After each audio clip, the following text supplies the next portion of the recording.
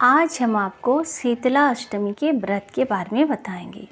शीतला अष्टमी की व्रत कब शुरू हुई और शीतला अष्टमी की व्रत कथा क्या है।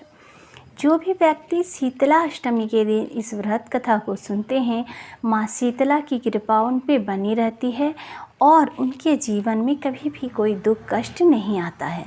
आइए हम भी इस शीतला अष्टमी की व्रत कथा को श्रवण करें और अपने जीवन को रोग मुक्त करें और माता शीतला की कृपा प्राप्त करें। एक बार जब शीतला माता ने सोचा कि चलो आज धरती पर जाकर देखूं कि मेरी पूजा कौन करता है और कौन मुझे मानता है।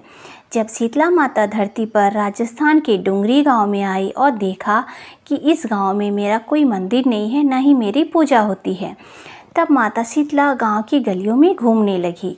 तभी एक मकान के ऊपर से किसी ने चावल का उबला हुआ पानी यानी माड़ नीचे फेंका। वह उबलता पानी माता शीतला के ऊपर गिरा, जिससे शीतला माता के शरीर में फफोले और छाले पड़ गए। शीतला माता के पूरे शरीर में जलन होने लगी। शीतला माता गांव में इधर उधर भाग भाग के चिल्लाने लगी कि अरे मैं जल गई, मेरा शरीर तप रहा है, जल रहा है, कोई मेरी सहायता करो। परंतु उस गांव में किसी ने भी शीतला माता की सहायता नहीं की। वही अपने घर के बाहर एक कुम्हारन महिला बैठी थी। उस कुम्हारिन ने देखा कि अरे यह बूढ़ी माई तो बहुत जल गई है, इसके पूरे शरीर में तपन है, इसके पूरे शरीर में फफोले पड़ गए हैं, यह बेचारी तपन सहन नहीं कर पा रही है। तब उस कुम्हारिन ने कहा कि माँ तुम यहाँ आकर बैठ जाओ, मैं तेरे शरीर के ऊपर ठंडा पानी डालती हूँ। कुम्हारिन ने उस बूढ़ी माई पर खूब ठंडा पानी डाला और बोली कि हे माँ, मेरे घर में रात की बनी हुई राबड़ी रखी है, थोड़ी दही भी है, तो आप दही राबड़ी खा ले। जब बूढ़ी माई ने ठंडी ज्वार के आटे की राबड़ी और दही खाया तो उसके शरीर को ठंडक मिली।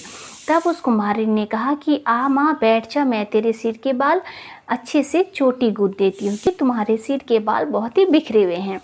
और कुम्हारन माई की चोटी गूंथने हेतु कंघी बालों में करती रही। अचानक कुम्हारिन की नज़र उस बूढ़ी माई के सिर पर पीछे पड़ी तो कुम्हारिन ने देखा कि एक आंख बालों के अंदर छुपी हुई है। यह देखकर कुम्हारिन डर के मारे घबराकर भागने लगी। तभी उस बूढ़ी माई ने कहा कि रुक जा बेटी, तू डर मत, मैं कोई भूत प्रेत नहीं हूँ, मैं शीतला देवी हूँ। मैं तो इस धरती पर देखने आई थी कि कौन मुझे मानता है, कौन मेरी पूजा करता है। इतना कहकर माता चार भुजा वाली हीरे जवाहरात के आभूषण पहने, सिर पर स्वर्ण मुकुट धारण किए हुए अपने असली रूप में प्रकट हो गई। माता के दर्शन पर कुम्हारिन सोचने लगी कि मैं गरीब इन माता को कहाँ बैठाऊं। तब माता बोली कि बेटी तू किस सोच में पड़ गई। तब उस कुम्हारिन ने हाथ जोड़कर आंखों में आंसू बहते हुए कहा कि माँ, मेरे घर में तो चारों तरफ दरिद्रता बिखरी हुई है, मैं आपको कहाँ बैठाऊं। मेरे घर में ना तो चौकी है, ना ही बैठने का आसन। तब शीतला माता प्रसन्न होकर उस कुम्हारिन के घर पर खड़े हुए गधे पर बैठकर एक हाथ में झाड़ू, दूसरे हाथ में डलिया लेकर उस कुम्हारिन के घर की दरिद्रता को झाड़कर डलिया में भरकर फेंक दिए और उस कुम्हारिन से कहा कि बेटी, मैं तेरी सच्ची भक्ति से प्रसन्न हूँ, अब तुझे जो भी चाहिए मुझसे वरदान मांग ले।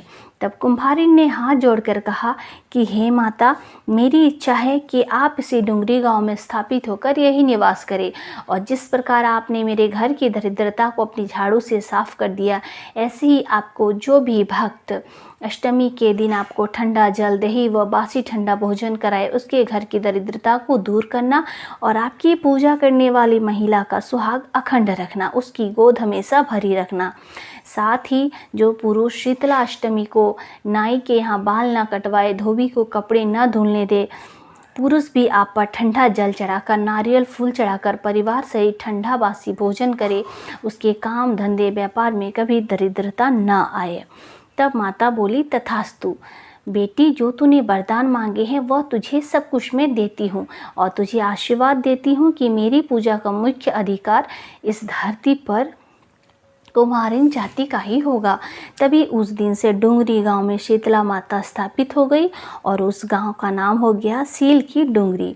सील की डुंगरी भारत का एकमात्र मुख्य मंदिर है और शीतला सप्तमी के दिन यहाँ बहुत विशाल मेला लगता है।